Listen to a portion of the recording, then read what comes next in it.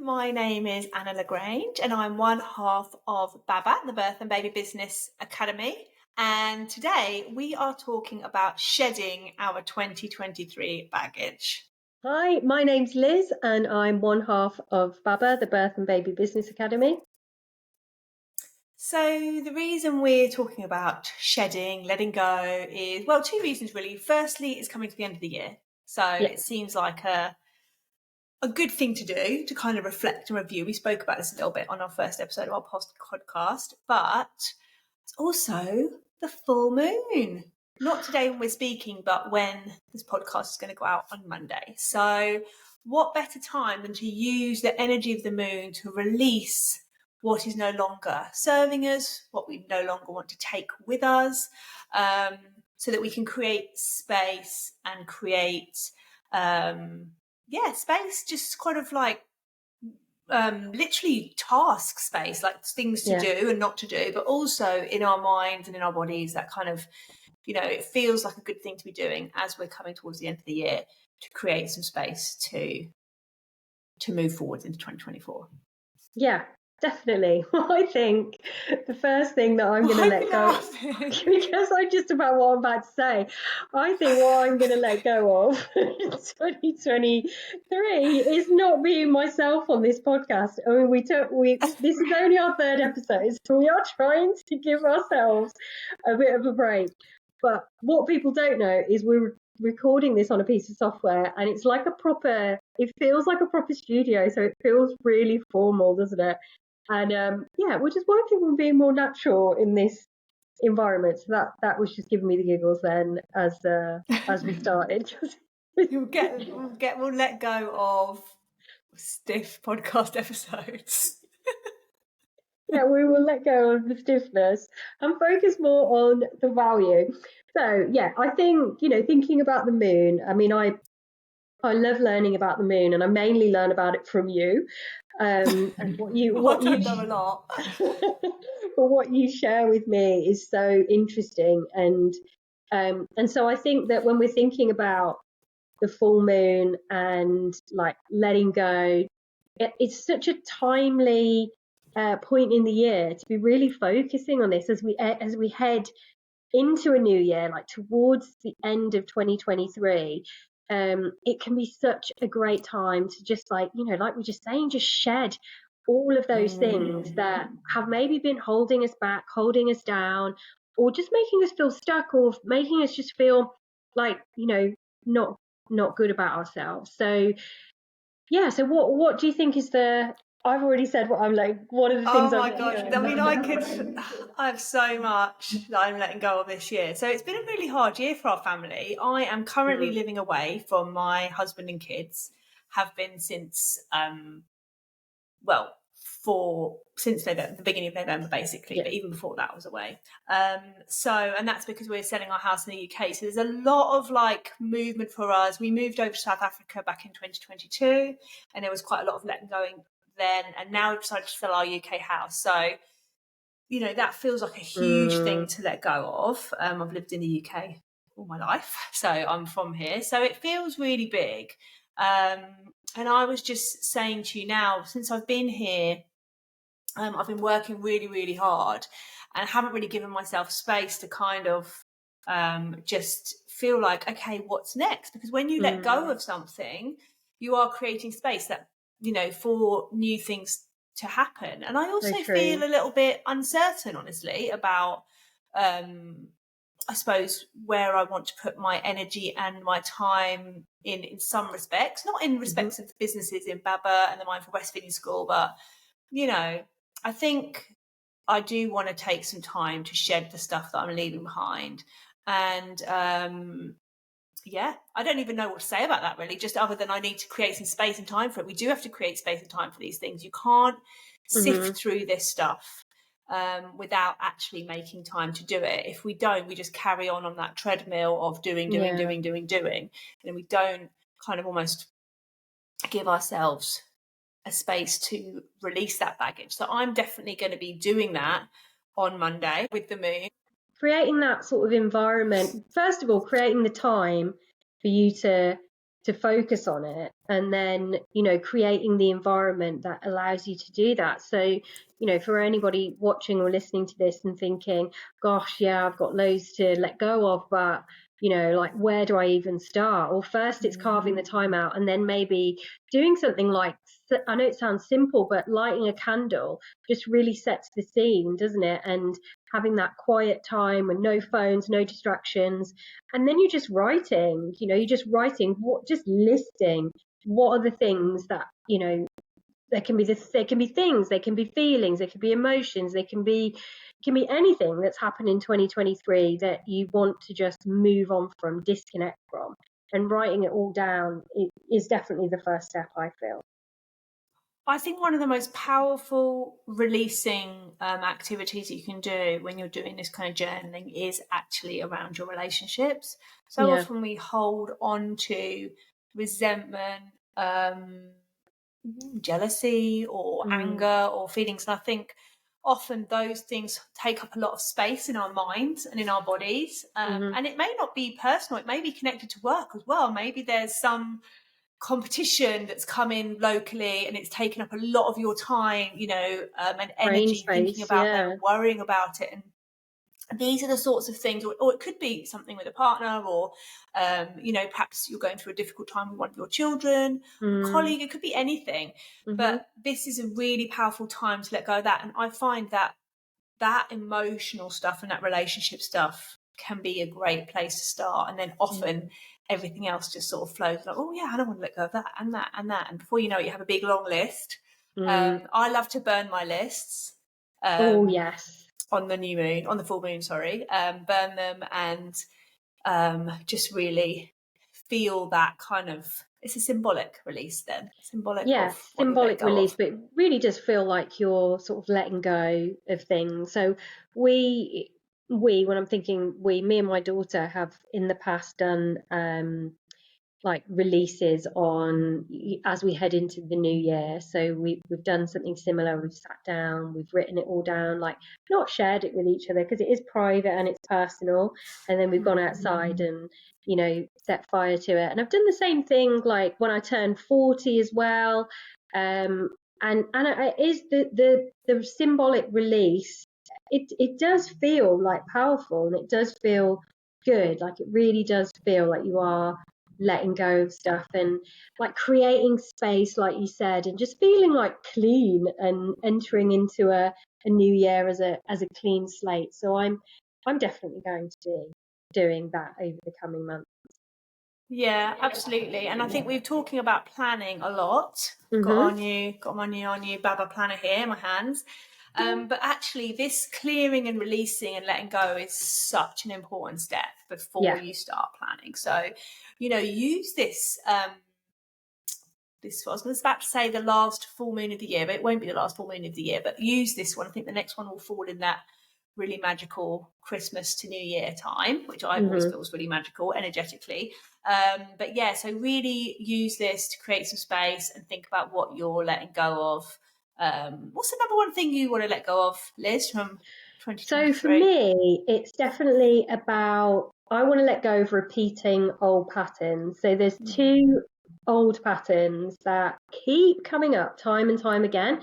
And obviously when you are repeating patterns, you often don't know that you're repeating patterns, but I can see it now. And now that I can see it, I can work on letting it go. So those things are saying yes to things when really I should say no. So really sort of listening to my intuition and understanding what it is that that I want to do, not what I should do or what would be like good financially or good for my business, but actually what would be good overall for me as a person and for my business. So that's definitely one thing. And then there's definitely patterns in my personal life that I'm repeating. But another thing that I want to do is to prioritize myself a bit more. So a bit like me and you are pretty obsessed with our businesses. We are, we do have that kind of, I wouldn't call myself like a workaholic, but maybe I am.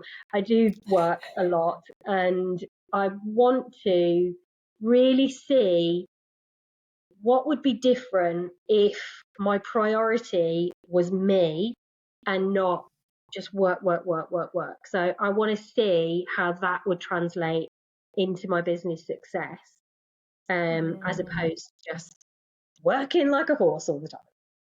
Yeah, I mean I think a lot of people can resonate with both those things. I think the work thing's really difficult because one thing that I've realised coming back here and working back in a little, it's not even a 9 to 5, but getting a few nursing shifts whilst we're selling this house, is that, you know, working hard is such a big part of my identity, and I think it is for you as well. And I think working hard brings you a lot of joy. But you know, at the same time, if we're experiencing tiredness and burnout, or you know, perhaps not finding things in our lives for things we'd like to do for ourselves, then it's definitely a sign that something needs to let go. And we're big fans, aren't we, of work smarter, not harder. Definitely. So I think there's always room to adjust and shift and change, and it's about working out what your priorities are and which things you do feel happy to let go of. Yeah, definitely. I mean, I don't think there's anything that I'm going to physically let go of. I just think there's a lot of energetic stuff that I need to be really mindful of and let go of as well. And maybe I just need to let go of watching too much like reality dating shows. So if I want downtime, that's what I'm going to watch. But that is not soothing me spiritually or helping me to, expand in any way. Not that there's anything wrong with having time and watching those kind of programs. It's good to find balance, isn't there? But, I would like to bring in more of the things that I know that serve me. So making sure I'm doing like my yoga, even if it's only 10 minutes a day, or even if it's 10 minutes 5 days out of 7, that I'm really prioritizing that, and that I'm also taking some time to just not do anything. Again, if that's only 5 or 10 minutes a day. And I mean, not even listening to a meditation or music or a podcast, because I've got such a busy head that just literally doing nothing. Literally doing nothing. Yeah. Because I never don't do anything.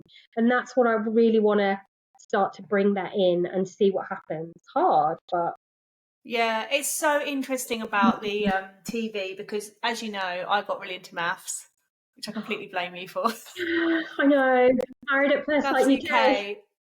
So it finished, and then I was sort of thinking, a bit like you were saying, like, okay, what am I going to fill this time with now? And I was sort of searching for another show, and then I was like, no, stop! I don't need to fill my time with that. But I did feel I had to give myself a couple of days of feeling a little bit lost with what to do with my time, because those shows, they're so addictive. Yeah, they are. They pull you in. They're on so often. There's so many hours a week of watch time you can have.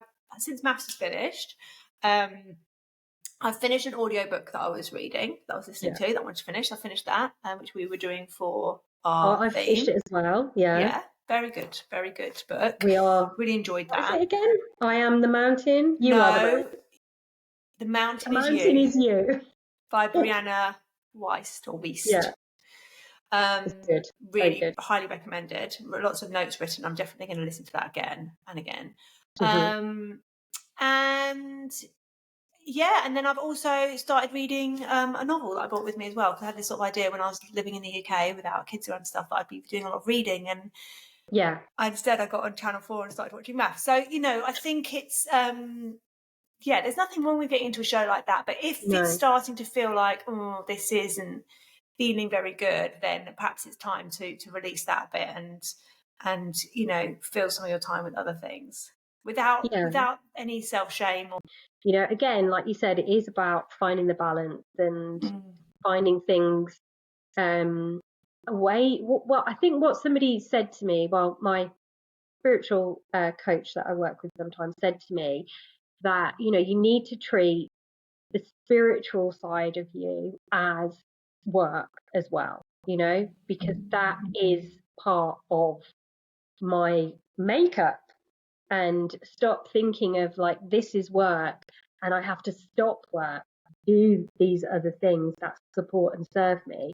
She is encouraging me to think of it like it is your work. So do it. I really like that, because I think when we tune into the spiritual side of ourselves, whatever that might look like, it's going to be different for all of us. And you might not even think of it as your spiritual side, but sort of like your purpose, you know, the why you feel like you're here, the things you're pulled towards, the things that bring you loads of joy, all of that can sort of fit into your spiritual side.